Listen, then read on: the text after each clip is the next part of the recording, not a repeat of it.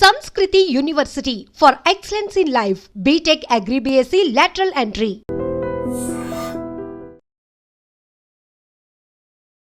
చిన్నప్పటి నుండి చదువు అంటే ఆ అమ్మాయికి చాలా ఇష్టం. అందుకే చాలా ఇష్టంగా కష్టంగా కూడా చదివింది. స్కూల్లో ఫస్ట్, అలాగే కాలేజ్లో కూడా ర్యాంకర్ అమ్మాయి. అలాంటిది ఒక్కసారిగా తన తండ్రికి తాను భారం కాకూడదు అనే ఉద్దేశంతో మనస్తాపానికి గురై ఆత్మహత్య చేసుకుంది శృతి కీర్తన. విశాఖ గోపాలపట్నం ఇందిరానగర్లో ఉంటున్నటువంటి ఆ కుటుంబం ఇప్పుడు తీవ్రంగా రోధిస్తోంది. ప్రస్తుతం మనమైతే విశాఖ కేజీహెచ్ మార్చరీ దగ్గర ఉన్నాం. ఆ బిడ్డ కోసం తల్లిదండ్రులు బోరున విలపిస్తున్నారు. మరెవ్వరూ ఇలాంటి నిర్ణయం తీసుకొని తల్లిదండ్రులకు తీవ్రని దుఃఖాన్ని మిగిల్చి వెళ్ళొద్దు అంటూ వారు ఆవేదన వ్యక్తం చేస్తున్నారు. శృతి కీర్తన వాళ్ళ పేరెంట్స్ మనతో పాటు ఉన్నారు. ఒకసారి మాట్లాడదాం. నమస్తే. చాలా బాధాకరమైన నమస్కారం. నాకు నా భార్యకి జరిగిన ఇది ఎవరికి ఏ పిల్లలు ఏ తల్లిదండ్రులకి ఇలా తీసిరాకూడదు. ఎంతో ఆశలతో బ్రతుకుతాం పిల్లల గురించి. ఏ కన్న తల్లిదండ్రులకి ఏ పిల్లలు భారం కాదు. అది అర్థం చేసుకొని పిల్లలు ఇటువంటి నిర్ణయాలు తీసుకొని ఉండకూడదనేసి నేను కోరుకుంటూ, నాకు జరిగిన అన్యాయం ఇంకొక తల్లిదండ్రులు జరగకూడదని అందరి పిల్లలకి నేను ఒక తండ్రిగా నేను చెప్పవలసింది ఇదేనమ్మా. ఏంటంటే చిన్నప్పటి నుండి శృతి కీర్తన అంత బాగా చదివి టాపర్గా ఉండి ఎందుకు ఇలాంటి నిర్ణయం తీసుకుంది? ఏమైంది అసలు రీసెంట్గా? ఏమీ అవ్వలేదండి. 300 ర్యాంక్ వచ్చిందండి అమ్మాయికి. ఫస్ట్ నుండి ఏంటంటే ఏఈలో వస్తుంది, లేదంటే ఏఈ కాకపోయినా ఏఈ ఉమెన్స్ అయినా వస్తుంది. మా తమ్ముడు వాళ్ళ పాప ఏఈ ఉమెన్స్, మా పాప ఇద్దరం కలిపి వెళ్తాం డాడీ, ఏఈ ఉమెన్స్ వస్తుంది అని చెప్పేదండి. అలాగే నేనమ్మా అలాగే చేద్దు అని అన్నారు. అనేటప్పుడు అనుకోకుండా మన సండే విడుదల చేశారు లిస్టు. అందులో రాలేదు, ఏయు రాలేదు, ఏయు ఉమెన్స్ రాలేదు. రాకపోతే గాయత్రి ఉమెన్స్లో కొమ్మది వచ్చిందండి. మేము పాప కాంటాక్ట్ చేయడం, వాళ్ళని యాజమాన్యాన్ని వాళ్ళు చెప్పడం జరిగింది. అమ్మ అక్కడ 8 చూపిస్తుందని, 1,05,000 చూపిస్తుందని, కింద 0 చూపిస్తుందని అని చెప్పారు.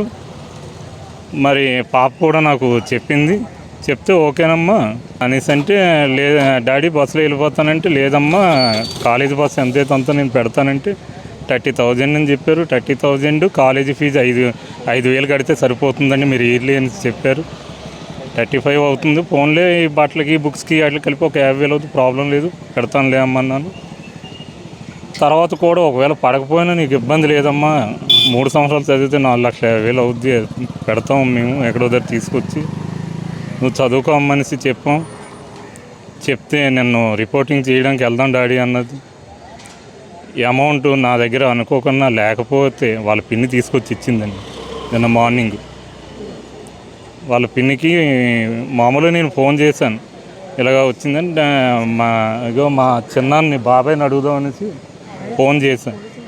మా బాబాయ్ని అడుగుదాం అనేసి ఫోన్ చేస్తే ఆయన రన్నింగ్లో ఉండి ఇచ్చేస్తే, నేను మార్నింగ్ మాట్లాడుతాను లేని పెట్టాను. ఇదే మాట మా మరదలతో చెప్తే, ఎందుకు నా దగ్గర ఉన్నాయమ్మాయి నేను ఇస్తాను అనేసి నేను ఉదయం తీసుకొచ్చి ఇచ్చింది. అమ్మాయి ఉంది, అందరం ఉన్నాం, మా మేనళ్ళు అందరం, నిన్న చుట్టాలు కూడా ఇంట్లో ఉన్నారు. అందరం కలిపి మాట్లాడుకొని 4:30 వరకు సరదాగా ఉన్నాం. 4:30కి నాకు షాప్ టైం అయిపోయింది, షాప్కి వెళ్ళిపోయాను. షాప్కి వెళ్ళిపోతే 5:30కి మా మిస్సెస్ మా అబ్బాయి కూడా షాప్కి వెళ్ళిపోవడం జరిగాక మరి పిల్ల కూడా వాళ్ళ మదర్కి ఫోన్ చేసి 6 గంటలు మాట్లాడింది. వేరే వాళ్ళు అమౌంట్ గుండి ఎక్కడ పెట్టాం మమ్మీ అనేసి ఫోన్ చేసింది. వాళ్ళ దగ్గర ఉన్నాయంటే తీసుకొని ఇచ్చింది, ఉంటానని చెప్పేసి అన్నది. వాళ్ళ పిన్నికి కూడా ఫోన్ చేసి మాట్లాడింది, నాకు మటు ఫోన్ చేయలేదండి. మరి మనస్తాపంతో ఏలో రాలేదనేసి మరి ఎలాగైందో ఏంటో నాకు అయితే అర్థం కాలేదండి. పిల్లలు బాబు పాప అండి. బాబు పెద్దవాడు, పాప చిన్నది. నేను ఫుట్పాత్ మీద మొబైల్ షాప్ పెట్టుకొని జీవిస్తున్నాను గత 8 years నుండి నాయుడు తోటలో. అదే నా పిల్ల కళ్ళు కూడా నేను దానం చేస్తున్నానండి. నా పిల్ల కళ్ళు మరొక ఇద్దరికి ఉపయోగపడతాయనేసి నేను మా మిస్సెస్ కలిపి ఈ నిర్ణయం తీసుకున్నాం. మేము ఐ డొనేషన్ చేయడానికి మేము నిర్ణయం తీసుకున్నాము. నిజంగా ప్రస్తుతం ఉన్నటువంటి సమాజం దేనికి ప్రయారిటీ ఇస్తుంది? ఆర్థిక సంబంధాల చుట్టూ మాత్రమే తిరుగుతోంది. మళ్ళీ ఎన్నికలంగానే చాలా విరక్తి కలుగుతాం.